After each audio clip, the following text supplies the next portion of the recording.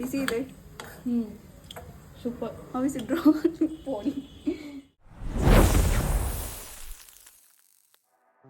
Hi ಎಲ್ಲರಿಗೂ ನಮಸ್ಕಾರ. ನಾನಿವತ್ತು ಒಂದು ಕ್ವಿಕ್ ಎಗ್ ರೈಸ್ನ ಪ್ರಿಪೇರ್ ಮಾಡ್ತಾ ಇದ್ದೀನಿ. ಮೊದಲಿಗೆ ನಾನು 1 ಟೇಬಲ್ ಸ್ಪೂನಷ್ಟು ಮೆಣಸನ್ನು ಪುಡಿ ಮಾಡಿಟ್ಕೊಂಡಿದ್ದೀನಿ. ನಂತರ ಶುಂಠಿ ಬೆಳ್ಳುಳ್ಳಿ ಪೇಸ್ಟ್, 3 ಮೆಣಸಿನಕಾಯಿ, 1 ಈರುಳ್ಳಿ ಮತ್ತು ಕೊತ್ತಂಬರಿ ಸೊಪ್ಪನ್ನು ನಾನು ಹೆಚ್ಚಿಟ್ಕೊಂಡಿದ್ದೀನಿ.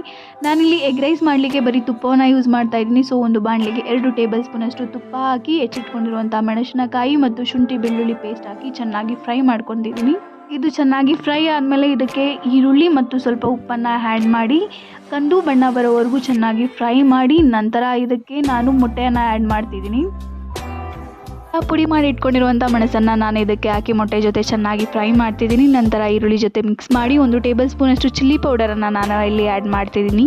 ಇದೆಲ್ಲ ಆದಮೇಲೆ ಇದಕ್ಕೆ ರೈಸನ್ನು ಹಾಕಿ ಸ್ವಲ್ಪ ಕೊತ್ತಂಬರಿ ಸೊಪ್ಪನ್ನು ಹಾಕಿ ಚೆನ್ನಾಗಿ ಮಿಕ್ಸ್ ಮಾಡಿ 2 ನಿಮಿಷ ಬೇಯಿಸಿದ್ರೆ ಎಗ್ ರೈಸ್ ರೆಡಿ.